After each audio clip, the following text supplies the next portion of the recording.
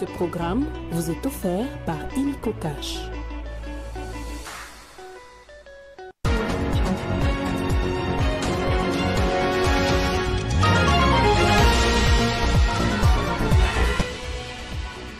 Vers un gouvernement d'union nationale, le chef de l'État l'a annoncé lors d'une réunion avec sa majorité autour de la situation sécuritaire qui prévaut dans l'est du pays. Le président de la République a par ailleurs dénoncé les trahisons au sein de l'armée. La suspension de la circulation alternée dite sens unique entre en vigueur le 25 février prochain. Ainsi en a décidé le gouvernement de la République. Cette décision fait suite à une évaluation approfondie des effets de cette mesure sur la fluidité du trafic dans la capitale. En sport, le boxeur congolais poids lourd Martin Bakole a perdu son combat par KO face au néo-zélandais Joseph Parker. Le champion du monde congolais a été battu au deuxième round. Nouveau journal sur Télé 50, bienvenue à tous. C'était une réunion axée sur la situation sécuritaire dans l'est du pays. Le chef de l'État était face à sa majorité samedi. Félix Antoine Tshisekedi a réitéré sa détermination à venir à bout de l'ennemi d'un ton ferme. Le président de la République a dénoncé les trahisons au sein de l'armée, appelant à l'unité pour défendre la patrie. Avant de clore son propos, le chef de l'État a annoncé la publication d'un gouvernement d'union nationale dans les tout prochains jours. Reportage de la presse présidentielle. Plus de 700 personnalités, parmi lesquelles notamment les chefs des institutions de la République, des députés, des sénateurs et des représentants de partis et regroupements politiques, tous membres de l'Union sacrée de la nation, se sont retrouvés au chapiteau de la Cité de l'Union africaine ce samedi 22 février 2025 pour entendre le message du président de la République Félix Antoine Tshisekedi Tshilombo, garant de la nation, face à la situation de la guerre d'agression du Rwanda dans la partie est de la République démocratique du Congo. L'ennemi est debout, l'ennemi est actif. L'ennemi, ce n'est pas seulement celui que vous voyez. D'ailleurs, ce que vous voyez n'est que de l'agitation. On a pris quelques esprits faibles de nos compatriotes et on les a placés devant pour donner une illusion de quelque chose. Mais je peux vous dire ici que cette illusion ne restera qu'illusion. Nous n'allons pas perdre ce combat. Je l'ai dit depuis le début, croyez-moi, je le maintiens. Le président de la République a lancé un vibrant appel à l'unité nationale.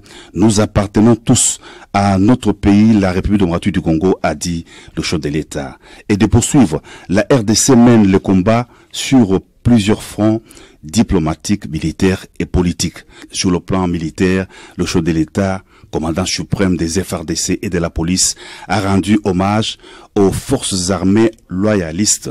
Il a réitéré sa détermination de monter une armée d'élite et d'assurer la prise en charge des hommes des troupes. Enfin, sur le plan politique, le président de la République a déploré le silence de la classe politique congolaise face à l'agression de la RDC. Parlant du dialogue, le président de la République a indiqué qu'il a toujours tendu la main pour un dialogue constructif, un dialogue de responsables permettant le développement de la RDC, mais pas un dialogue avec des pantins. Et puis les retombées diplomatiques enregistrées ces derniers jours, notamment les sanctions des États-Unis à l'encontre des dirigeants rwandais et du M23 ainsi que la résolution du Conseil de sécurité des Nations Unies, peuvent-elles impacter positivement sur la crise à l'est du pays? C'est la grande question qui taraude les esprits. Pour en parler, nous sommes en ligne avec Jean-Paul Lumbulumbu, notable du Nord Kivu et député provincial honoraire. Bonjour.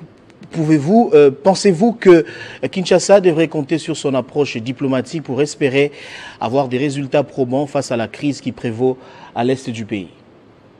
La diplomatie constitue effectivement le dernier rempart et l'espoir d'un pays agressé lorsque sur le plan militaire il se révèle quelques difficultés. C'est ici l'occasion de saluer les efforts de la diplomatie congolaise qui démontre son efficacité sur le plan international. Nous avons vu aujourd'hui, au moins au niveau de l'Union européenne, le langage est clair et le Rwanda est cité comme étant un pays agresseur de la République démocratique du Congo, tout autant qu'au niveau du Conseil de sécurité des Nations Unies, où une résolution, la résolution 2773 du 21 février 2025, qui a été prise. Mais à l'analyse de cette résolution, elle présente beaucoup de similitudes, et d'ailleurs presque le même contexte qu'en 1997, où la résolution 1097 avait été prise également par le Conseil de sécurité. C'était le 18 février, c'était toujours encore en février 1997. Mais nous avons constaté également que durant toute cette période, le Conseil de sécurité des Nations Unies a pris un certain nombre de résolutions pour résoudre la crise sécuritaire à l'est de la République démocratique du Congo. Mais beaucoup de résolutions se sont révélées inefficaces suite au manque de suivi. Voilà pourquoi nous pensons que pour capitaliser la résolution 2773 récemment votée par le Conseil de sécurité des Nations Unies, nous proposons que soit mis sur pied un comité de soutien à la résolution 2373.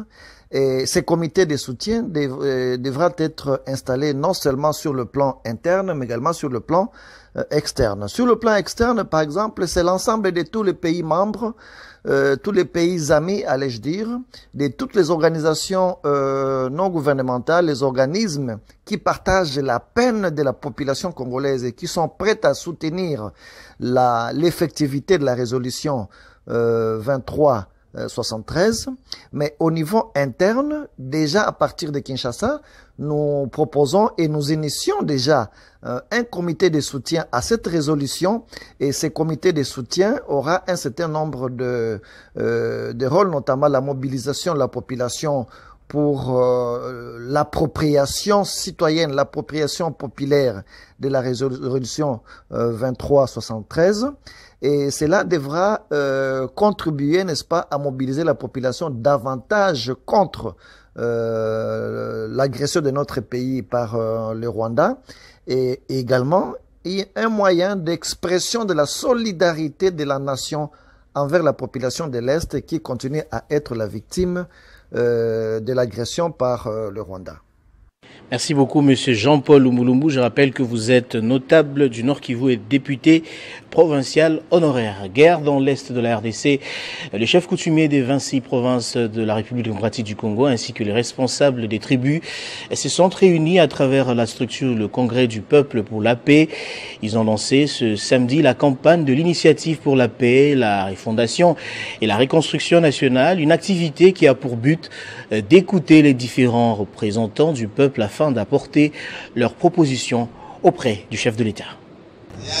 C'était une activité qui réunissait les chefs coutumiers des différentes provinces, 26 au total, mais également toutes les souches de la République pour trouver une solution à la guerre qui sévit dans l'Est de la République démocratique du Congo. Les congrès du peuple et pour la paix, mouvement qui réunit les responsables de plusieurs communautés, a officiellement lancé au chapiteau des Pullman Hotel l'initiative pour la paix, la refondation et la réconciliation nationale à travers son président Joseph Nkinzo. C'est un honneur, un plaisir pour moi d'être debout devant vous, prononçant ces mots à cette occasion de lancement de l'initiative pour la paix, la refondation et la réconciliation nationale. Trouver des solutions idoines aux réels problèmes qui gangrènent la RDC, agressée par les Rwandais en ce moment, afin de les proposer au chef de l'État. Joseph Nkinzo en a fait son cheval de bataille. Cette initiative vise à appeler le peuple congolais à la construction de la paix en passant par un dialogue national que nous sollicitons auprès du chef de l'État qui pourrait convoquer ce dialogue national pouvant réunir toutes les communautés et toute sensibilité même les groupes armés. Toutes les personnes prenant part à cette activité, jeunes, vieux et cadres de la société civile, ont eu droit à la parole. À tour des rôles, chacun a pu donner son idée. Question de contribuer à cette initiative pour la paix, la refondation et la réconciliation nationale.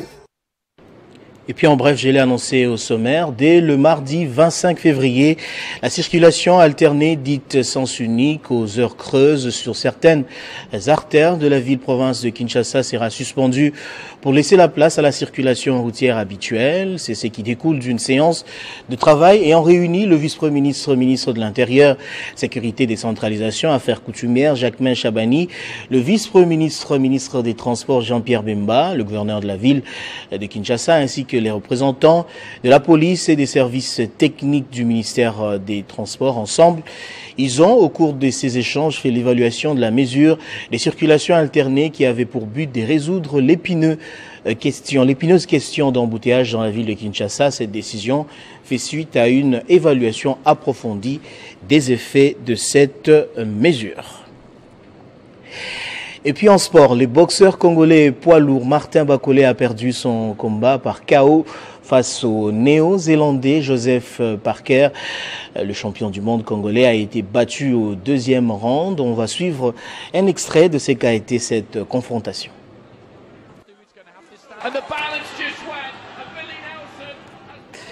Et puis pour terminer, la RDC Héritage et Renaissance, c'est la thématique générale de la 3e édition du Salon international de l'histoire et de la culture prévue du 22 au 28 février au Centre culturel et artistique pour les pays de l'Afrique centrale.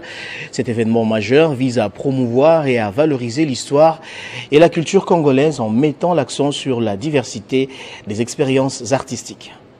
Célébrer l'héritage et la renaissance de la République démocratique du Congo à travers la promotion de son histoire et de sa culture est l'objectif de ce Salon international de l'histoire et de la culture, Café na Culture.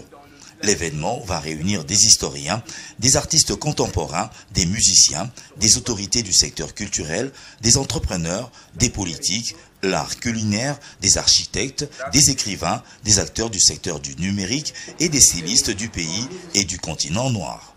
Cette édition va mettre en lumière les efforts actuels pour une renaissance culturelle et artistique.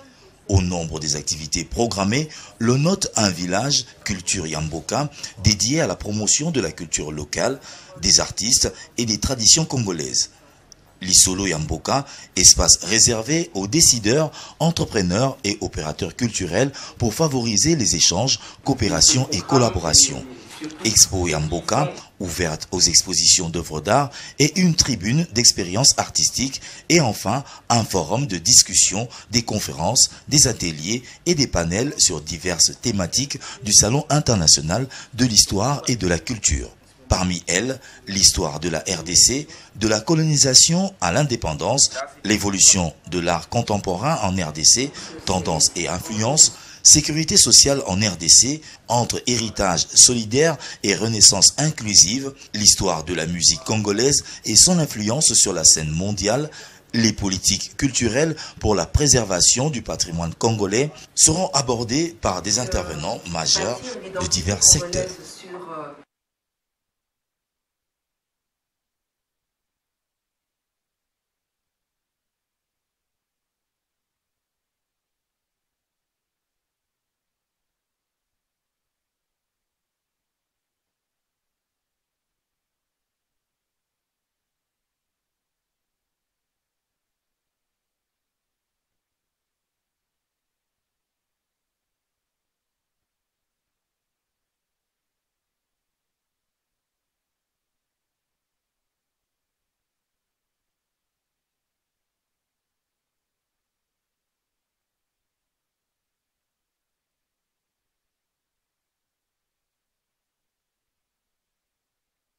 Le boxeur congolais poids lourd Martin Bakolé a perdu son combat par KO face au néo-zélandais Joseph Parker. Le champion du monde congolais a été battu au deuxième round.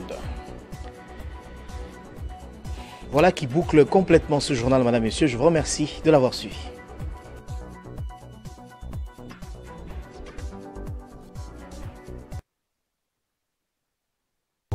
www.rtvcongo.cd.